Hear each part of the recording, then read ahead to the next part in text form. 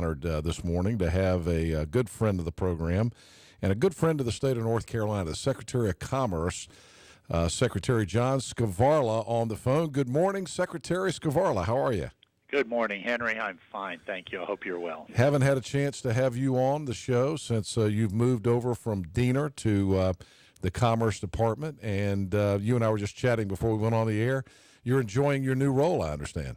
Well, I was very flattered when the governor asked me to do this. Obviously, the economy is a critical component of everything. It affects everybody's life. Everybody knows what a job is. I'm not sure everybody knows what coal ash is, but everybody knows what a job is. So I was very flattered and very honored that he asked me to do it. And there are fun things out there, Henry. There's good, exciting, positive things for the state of North Carolina. Well, and we appreciate you being on with us this morning, and I'm glad that you're over there because I've said for a long time that I've been a big John Skvarla fan from the first time that I met you in the governor's in the cabinet, and I think you've done a great job for the state, and I appreciate that. Let's talk about, topic A. We can't talk about the Department of Commerce and incentives and those kind of things without talking about the news that we received earlier this week. We talked about this a lot on yesterday's program.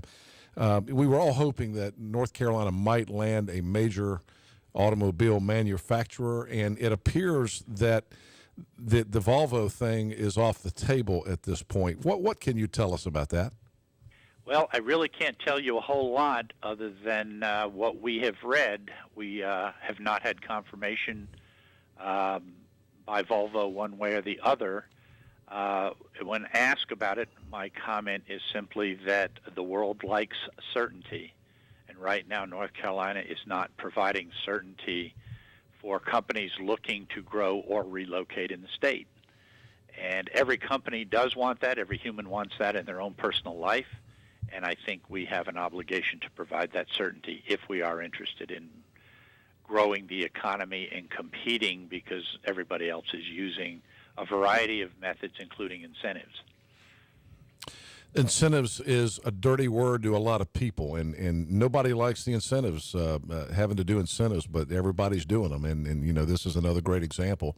South Carolina got BMW. They may well get Volvo because of incentives. In we have a group of people in North Carolina, Mr. Secretary, that think that's corporate welfare, and they think that it's unfair to the taxpayers. What would you say to those people? Well, it's a terrific question, Henry, because the reality is that our primary incentive program, called the Job Development Investment Grant, or JDIG, is a misnomer, because everybody believes that it's like giving out a college scholarship. For instance, if you recruit the greatest high school basketball player in the country who's going to transform your program, that basketball player gets tuition, room, board, books, meals, whatever. And if it turns out that that young player never gets off the bench in 4 years and never scores a basket because they turn out to be less stellar than expected, they still get their scholarship. They got a grant. And our program, being called a grant program, automatically connotes and makes people assume that that's the way we handle our incentives. The reality is it should be called, and we're trying to change this legislatively, it should be called a reimbursement program, because we only give money for new jobs created that we otherwise did not have, either grown in the state or recruited to the state, from new taxes received from the new employees. And we only reimburse the company a percentage, a small percentage, of the new taxes received. So, for instance, to put it in perspective, if we get $5 in new taxes from a newly created job from a new employee that we otherwise never would have had, we give $1.50 back to the company for a period of 12 years. We put 50 cents into a utility fund to be used for infrastructure investment for the 80 least economically advantaged counties in the state, and we keep $3 in the treasury. It's a net win day one, and most companies that are receiving these awards are looking on a 50-year horizon or longer for the state of North Carolina, we give them the award for 12 years. So we give them part of the money for 12 years that we never would have had, and we keep the balance for 38 more. Mm-hmm. It's a great deal, and we should be doing 100 a day instead of capping it and sunsetting it, having to go through this process every couple of years to say, what's our new cap and what's our new sunset? The state of South Carolina has just a rolling program that there's no cap and there's no sunset. And that's one of the reasons they're so powerful, because they give great confidence to companies moving to the state that says, this state is committed to job creation.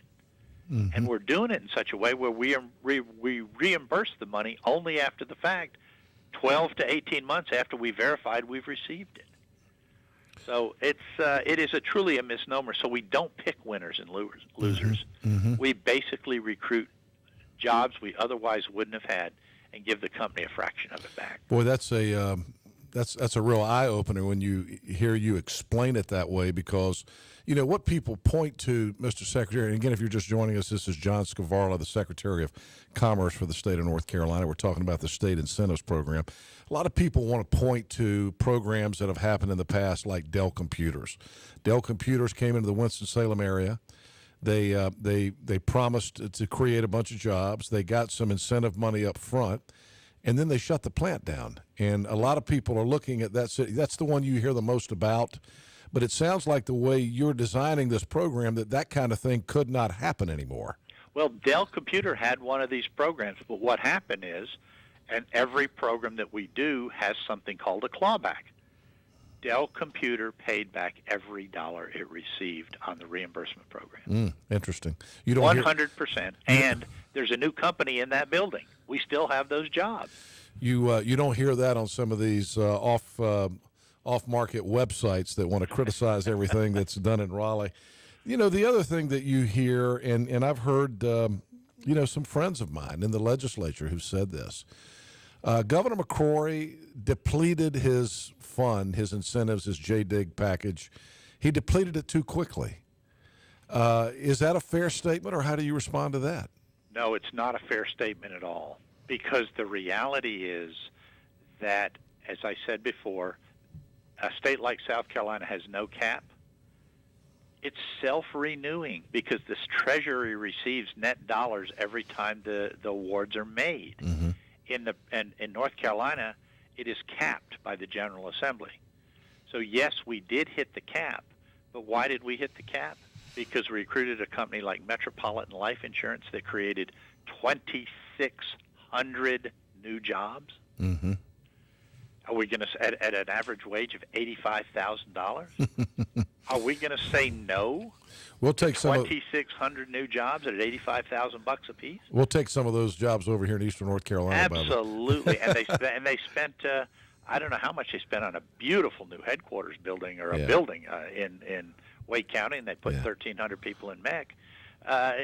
You don't say no to those kind of things. But what we did is it caused us to hit the cap, which means we had to wait to for a new approval, which didn't happen right now. So we are technically out of cap. Well, I know before your predecessor, Secretary Decker, Sharon Decker, was begging the legislature to do something before it adjourned in 2014. You immediately went in there when the session began, and presented your ideas, and there was a bill in the House that passed immediately.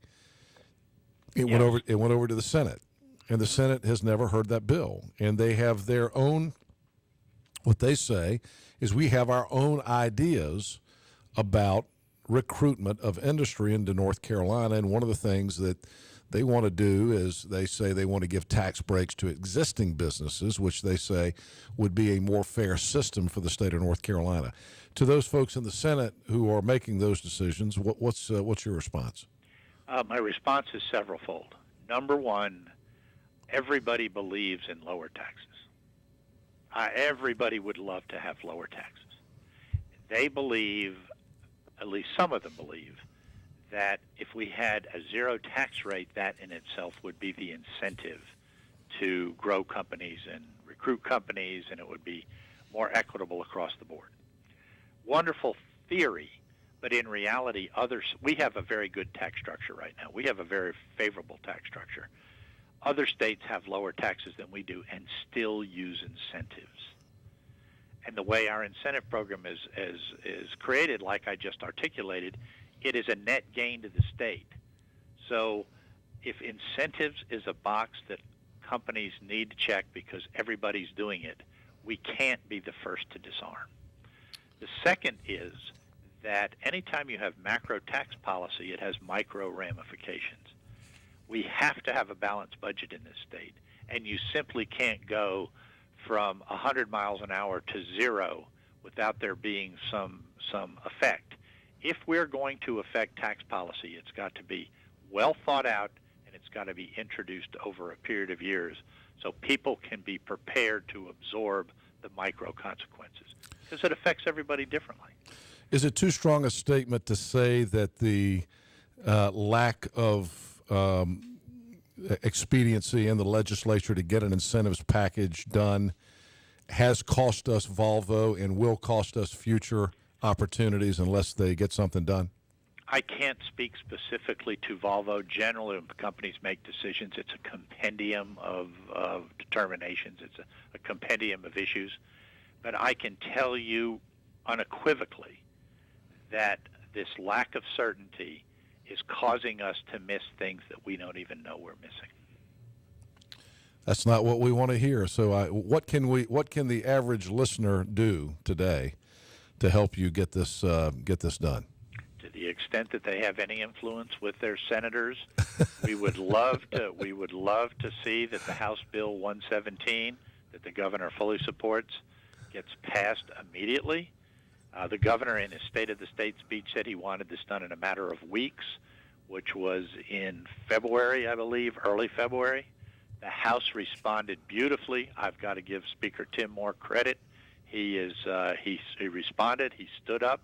The House has stood tall, and we've gotten bogged down. But like I've said, reasonable people can differ, and that's the beauty of our system.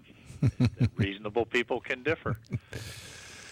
Well, I think that you take Eastern North Carolina's economy, and I know you are well aware of some of the issues in the eastern part of the state. We need something like this, and so I hope that we can put this thing back together and get an incentives package done pretty shortly. And I know that's what you and the governor are hoping for as well. We're doing everything we can, and all the help would be appreciated. Mr. Secretary, thank you much. It's great to hear your voice, and we appreciate all that you do. And thanks for the explanation this morning. And it's great to have you on. We'd love to get together with you. We're back in Raleigh. We're going to do another legislative show here sometime this summer. So we'll get back together and try to get you on live with us. I'd love to do it, Henry. It's always great to talk to you. Thank you, Secretary John Skvarla, the Secretary of Commerce for the state of North Carolina. Appreciate him being on.